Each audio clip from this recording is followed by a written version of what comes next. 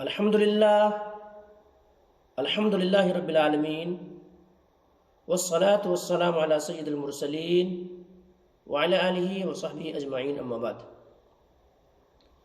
محترم ناظرین و سامعین، آج میں آپ حضرات کے سامنے یہ لے کر کے حاضر ہوا ہوں کہ میت کو قبر میں اتارنے کے بعد،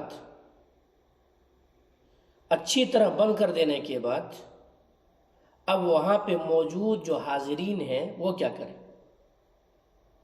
کیونکہ میں اس لیے یہ بتا رہا ہوں، الحمدللہ کئی جنازوں میں پہنچا اور تدفین تک وہیں پہ موجود رہا، لیکن بعض لوگ ایسے بھی ہوتے ہیں جو صرف قبرستان تک جاتے ہیں اور قبرستان تک جانے کے بعد واپس لوٹ آتے ہیں، یعنی مٹی وغیرہ نہیں ڈالتے اور ایک بہت بڑی فضیلت سے محروم ہو جاتے ہیں۔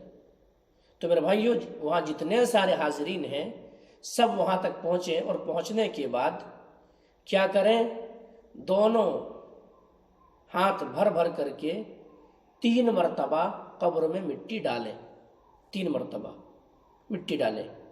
اب سوال یہ پیدا ہوتا ہے کہ مٹی ڈالتے وقت کون سی دعا پڑھی جائے گی؟ تو اس تعلق سے کوئی دعا ثابت نہیں ہے، کوئی دعا ثابت نہیں ہے۔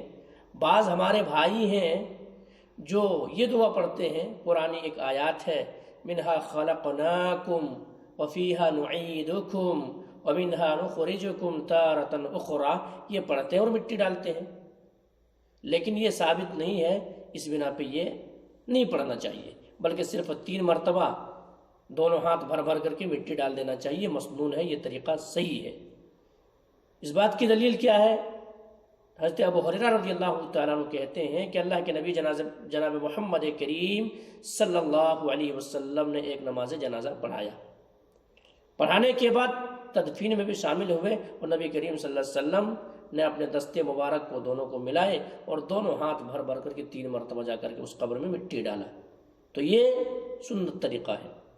اب قبر میں مٹی ڈال دیا گیا، اس کے بعد قبر کو 1 بالشت اونچا کر دیا جائے، زیادہ نہیں، 1 بالشت اونچا کیا جائے، اس سے زیادہ نہیں کر سکتے، اور 1 بالشت اونچا کر دیا گیا۔ اب اس کے بعد اگر کوئی انسان چاہے کہ نشانی کے طور پر کوئی لکڑی لگانا چاہیے، پتھر وغیرہ لگانا چاہے، تو وہ بھی نشانی کے طور پر لگا سکتے ہیں، ایسا کرنے میں کوئی حرج کی بات نہیں ہے، اور بعض روایتیں ہیں اس طرح سے صراحت کے ساتھ موجود ہیں۔ لیکن ہاں، بعض جگہوں پہ غلط فہمی یہ ہو گیا کہ نشانات کے طور پر ان کے مرنے والے شخص کے نام لکھ دیا جاتا ہے، مرنے کا ڈیٹ لکھ دیا جاتا ہے، قرآن آیات لکھ دیا جاتا ہے، تو ایسا کرنا یہ جائز نہیں ہے، یہ درست نہیں ہے، کیونکہ قبر میں لکھنے سے اللہ کے نبی جناب محمد کریم صلی اللہ علیہ وسلم نے منع کیا ہے۔ تو بس نشانی کے طور پر کوئی پتھر وغیرہ لگانا چاہے تو ایسا لگا سکتے۔ اب یہ کام تو ہو گیا۔ اب اس کے بعد دعا کی باری آتی ہے، کیا دعا کرنا درست ہے؟ دعا کر سکتے ہیں؟ تو میرے بھائیوں، دعا کر سکتے ہیں، کیوں نہیں؟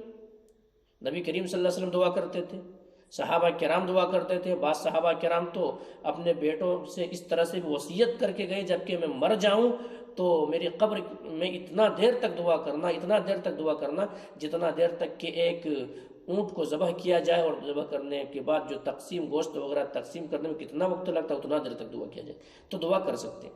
لیکن ہاں، دعا اجتماعی شکل میں جو کیا جاتا ہے اس طرح سے صحابہ سے ثابت نہیں ہے۔ انفرادی شکل میں دعا کر سکتے ہیں۔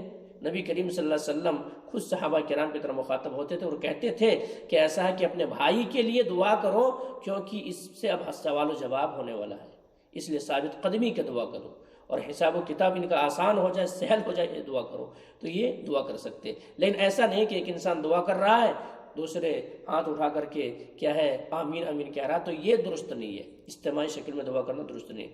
ہاں، ہاتھ اٹھایا بھی جا سکتا ہے، قبرستان میں اٹھا کر کے بھی دعا کیا جا سکتا ہے، اس بات کی بھی دلیل ہے۔ اللہ کے نبی جناب محمد کریم صلی اللہ علیہ وسلم ایک بار بقیع قبرستان کے اندر گئے، اور وہاں پر نبی کریم صلی اللہ علیہ وسلم دست مبارک کو اٹھا کر کے وہاں پہ دعا کیے تو ہاتھ اٹھا کر کے بھی دعا کیا جا سکتا ہے، لیکن اجتماعی شکل میں جو دعا کی جاتی ہے وہ دعا کرنا درست نہیں ہے، وہ جائز نہیں ہے۔ تو میرے بھائیوں، خلاصہ کلام یہ ہے کہ میں نے آپ کو یہ بتایا کہ قبرستان تک اگر کوئی انسان پہنچا ہے تو برائے مہربانی قبرستان سے یوں ہی پلٹ کر کے آنے کے بجائے قبرستان میں پہنچیں اور جا کر کے مٹی بھی ڈال کر کے آئیں۔ مٹی ڈالنے کا بہت زیادہ ثواب ہے، اور مٹی ڈالنے کا طریقہ کیا ہے؟ دونوں ہاتھ بھر بھر کر کے 3 مرتبہ ڈالیں بس۔ بہرحال یہیں سے اپنے بات کو ختم کرتا ہوں۔ اللہ تبارک و تعالیٰ سے دعا کرتا ہوں کہ مولا کریم جو بات کہی گئی ہے، سب سے پہلے تو ہم آپ کو تو ان باتوں کے اوپر اچھی سمجھ کی توفیق دے دے، اس کے بعد مولا کریم تمام مسلمانوں کو جو مسنون طریقے ہیں، ان مسنون طریقے کو اپنا کر کے انہی احادیث کے اوپر عمل کرنے کی توفیق دے دے۔ تقبل یا رب العالمین، وآخر دعوانا الحمدللہ رب العالمین۔